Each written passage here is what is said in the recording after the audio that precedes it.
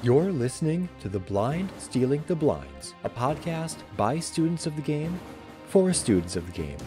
Join Dell and BJ for conversations about poker theory and bridging the gap between theory and application.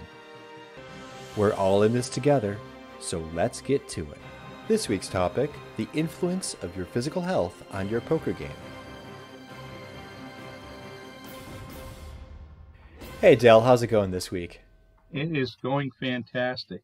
As you know, I have been having nothing but issue after issue with my internet, and it all got cleared up yesterday. Guy spent hours here getting my internet fixed up so that we can do these podcasts without having all the delays on Zoom, and I can get back to not having to miss study groups because of my internet. And so I'm very happy today. How about you? How's things going for you? I'm glad to hear it, Dell. Things are going well for me today, although I have to admit I got low-key tilted yesterday. And I bring this up because we eat our own dog food on this podcast. I want to make sure that people understand we're subject to this stuff too. But I was able to reframe it. So let me tell you the story. I'm playing 2-5. I'm at the main game, which is not a must move. It's a main game, which means if someone busts or leaves, they need to replenish that seat with a new player. And there is a wait list. Anyway, this guy busts, and he proceeds to sit there for 90 minutes. Over the course of 90 minutes, a couple of us at the table and a couple dealers talked to this guy and said, "Are you going to get chips?" He said, "Yeah, I'm going to get chips. Give me 5 minutes." So I set a timer for 5 minutes. It went off, and I said, "Dude, your time's up. You going to get chips?" And he was like, "I'm working on it. Can you see it?" I'm like, "No, you're sitting there. How is sitting there working on it?" And I'm getting amped up, and I'm really getting upset about this. You could probably hear it in my voice right now, how I'm kind of getting animated just talking about this guy. Well, I found myself getting low-key frustrated. And here's what I did. I thought to myself, what would we say to the audience? We get tilted, but how can we reframe that? So instead of thinking this guy's an inconsiderate jerk and he's a worthless piece of trash, I thought to myself, you know what? He's acting inconsiderately. There's a difference there. Instead of judging him as a worthless human being, I said, you know what? Maybe he's having a bad day. Maybe he's just doing something to spite me now that I've called him out on his shenanigans, and he's acting inconsiderately. That did help, and I was able to come ahead with a plus session. One of the reasons why I was able to do that was because I've been sleeping well. I've made a vow to never play live poker if I'm not sleeping well, because I lack the discipline when I sleep poorly to execute good decisions and to refrain from just punting or making dumb plays. So I know we wanted to talk about physical health today, Dell, but do we want to talk about like physical health, like working out or sleep or mental discipline, mental health? What do you want to do in this? I think that you have to talk about all of them together and how they tie into poker and how they tie into our lives. First of all, I want to take a second before I answer your question there. What I want to know is who helped you to sleep better? Good plug there. Molly McLaughlin from the Sleep is a Skill podcast. She's also the owner of the Sleep is a Skill company. I worked with her over about 6-week sprint at the end of last year, early this year. It completely transformed my sleep. I suffer from restless leg syndrome, asthma, allergies, periodic insomnia, and sleep apnea, both central and obstructive. And my sleep was terrible. I worked with her. We will definitely put a link in the description for this. Even though hashtag not a sponsor, I am so confident in the services that Molly's company provides, I will happily give a shout out to her and recommend anybody with sleep issues go there, because sleep is the cornerstone of good health. If you don't sleep well, okay, for me, when I wasn't sleeping well, I missed so many workouts because I simply did not have the energy to get my butt to the gym and do what I knew I needed to do. My willpower tanked because I had no mental reserves. It's all based on sleep. So that was who was fundamental in transforming my sleep. See, I think that right there goes to the point of why we wanted to talk about health this week, because I remember you going through that process. And one of the things I remember was that your game went to a whole new level at that time. And I'm not going to say the sleep was the only thing. There was a lot of stuff going on at that time. But I'm telling you that sleep played a huge part of it. And we can see it when we look at all the top poker players in the world. They're not just working out at the gym. They're not just doing one thing. They're doing a lot of things. They're working with mental game coaches for their mental health and tilt and discipline. They're working out. They're eating clean. They're eating healthy.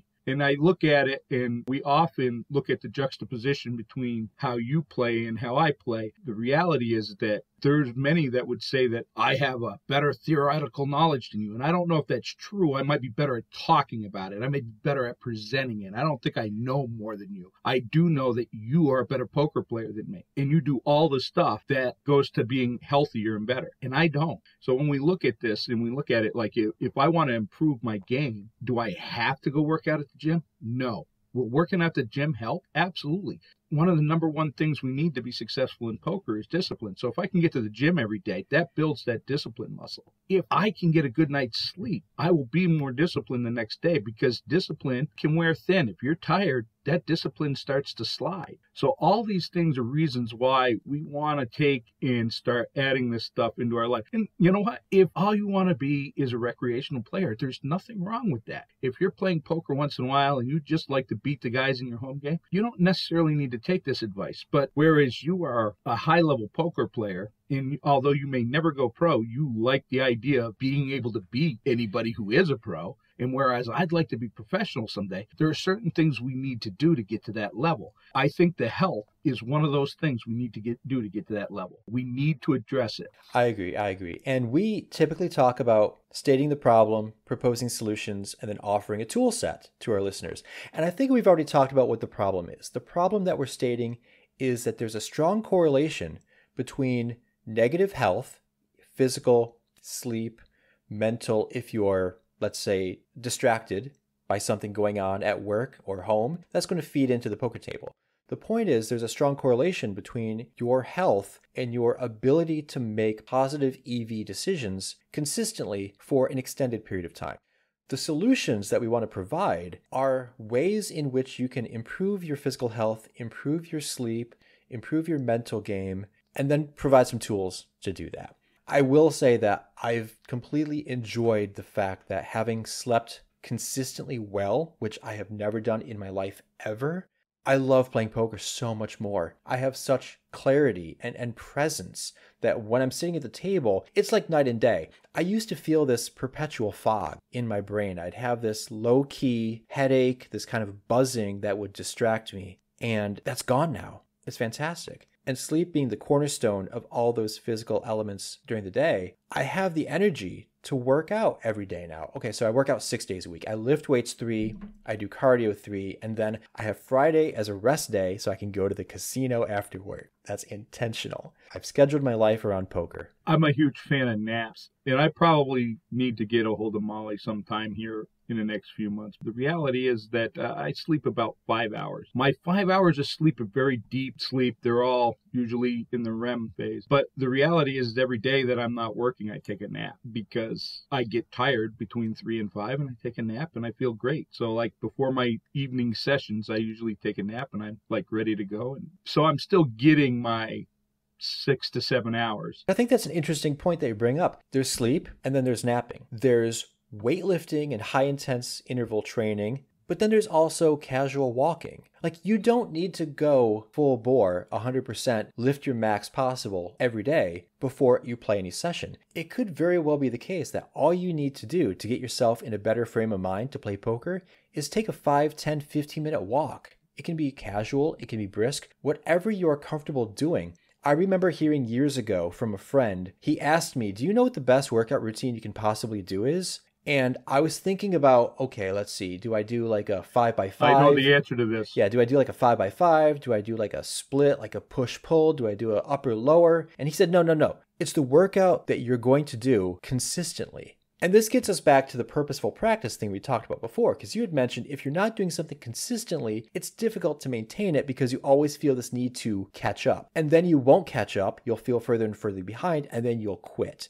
If you can do something simple, easy, but maintainable, that is better than the person who goes to the gym 1 day a week, goes full bore, maybe hurts themselves, which is terrible because now you're out of commission for months. That's better. So just take it easy. Do it one step at a time. Literally, one step at a time. You don't have to necessarily go to the gym. If you go to a gym and you've got a gym membership and you can't get there, all you got to do is do something to keep the consistency. If you are having trouble going to the gym, I listened to this conversation. I was in the gym. It was on the day of the leg press, by the way. Very impressive. I was in the gym And By the way, this, the day of the leg press, Dell posted a video in a forum where he, who hasn't lifted weights in a while, went to the gym, leg pressed 560 pounds, not counting the weight of the sled. That is impressive. so imagine what would happen if I was consistent with showing up every day. So this kid was talking to somebody else. And when I say kid, he's a kid to me. I'm 50 years old.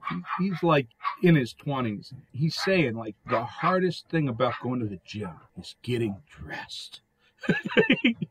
I get what he's saying. Grabbing his gym clothes, getting in the gym. Sometimes the hardest thing is just driving into town. Whatever the hard thing is, you can make it easier for yourself. I remember that trick out of one book I read, and I can't remember the book, but it was put your sneakers on before you get out of bed. Sit up, put your sneakers on. You're ready to go to the gym.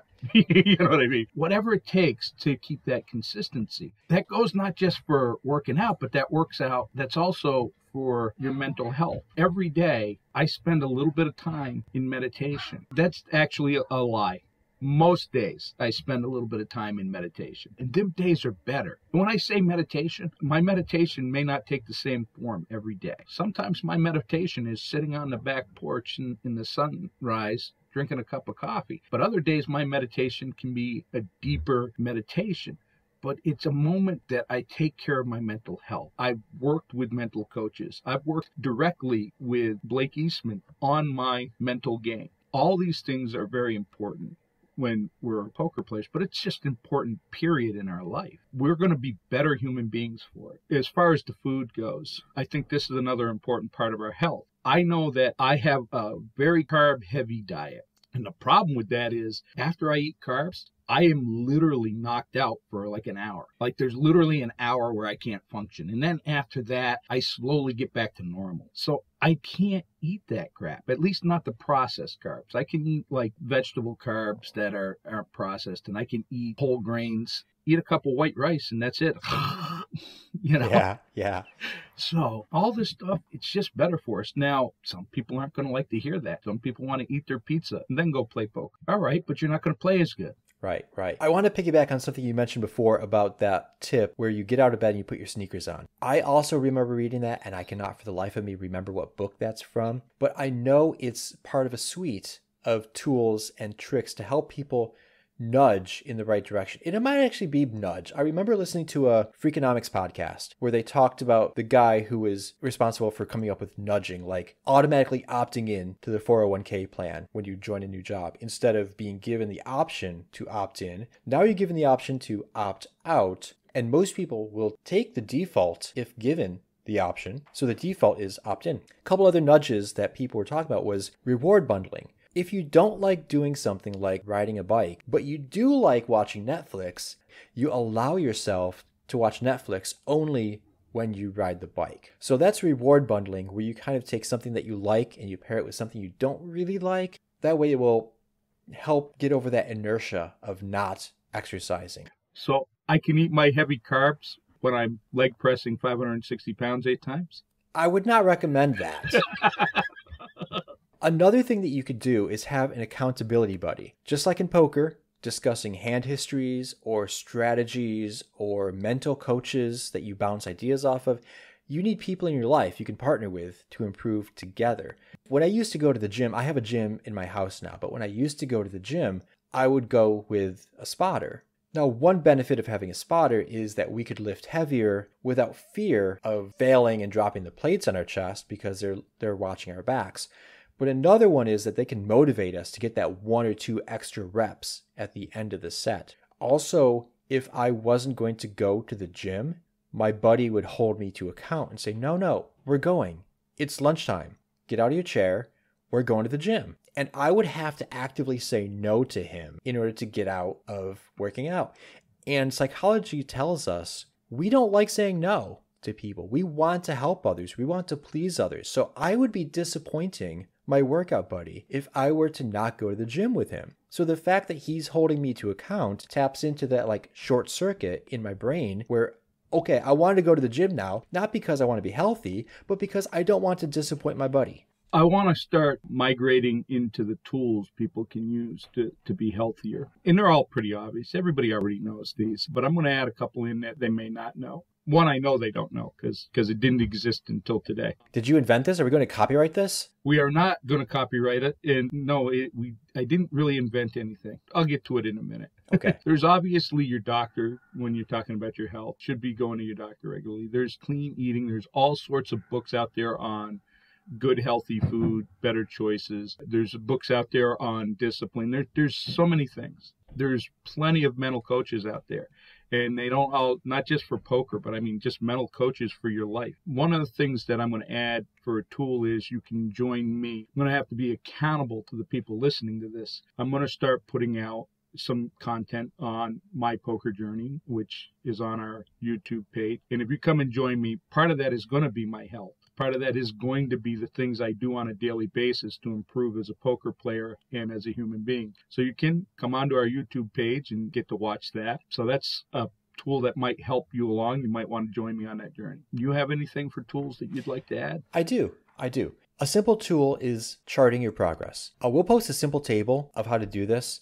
But the example I'm talking about is where you have all of your activities listed as separate rows. And then each day is a separate column. And all you do is mark an X or color it green, color it red, color it however you want to, whether you did or did not perform the activity you're tracking. So I have a chart that tracks things like my chores. Did I do the dishes? Did I scoop the kitty litter? Did I sort the mail? Did I work out, either lifting weights or cardio? All these things. And you can see at a simple glance how many days in a row you have either succeeded or failed in your task. Partner this with an accountability buddy, and it's a very powerful yet simple tool. In terms of working out, there are a ton of online charts that you can download or make your own to count your reps and your sets and your weights. What doesn't get measured doesn't get done or improved. So if you're trying to get better, faster, stronger, harder, all those good things, Daft Punk your life, you don't know where you are unless you take stock. So, all right, today I lifted 3 sets of 10, benching 150. 2 days from now, I did 3 sets of 8, benching 155. Can I see progress there? Okay, yes. Now it's granted as one data point, but over time you can see the trends, and you won't see those trends until you chart your progress. And you won't know if you're on a plateau unless you see your progress and you can chart, oh wait, I need to do something differently because I'm no longer getting the results. My body's become acclimated. I need a different routine, whatever you have. Another thing that I use are apps. So currently I'm doing a 30-day ab routine. I think it's actually called 30-day abs, and it's kicking my butt. I also use an interval timer for my HIIT workouts. So I have an app that gives me the number of sets, and I will do like work for 10 seconds and then rest for 20 seconds. Or I should say work hard for 10 seconds and like do casual jogging or whatever for 20 seconds. And then I do like 10 or 12 reps of those, and that's my HIIT workout.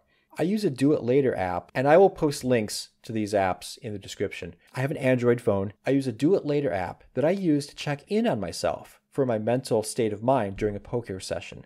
Every 30 minutes, this will text myself. So my phone will text me to say, hey, how's your mental game? Are you frustrated? Are you hungry? Are you tired? Are you tilted? Do you need to take a walk? I can also use that Do It Later app to remind myself to work out. I typically work out around the same time, so I can just set an alarm, or I can have this app text me to say, hey, stop watching Bob's Burgers on Hulu. It's time for you to work out. Finally, and this was also courtesy of the Sleep is a Skill podcast and the Sleep is a Skill company, I use an Oura Ring to manage my sleep health and overall readiness scores.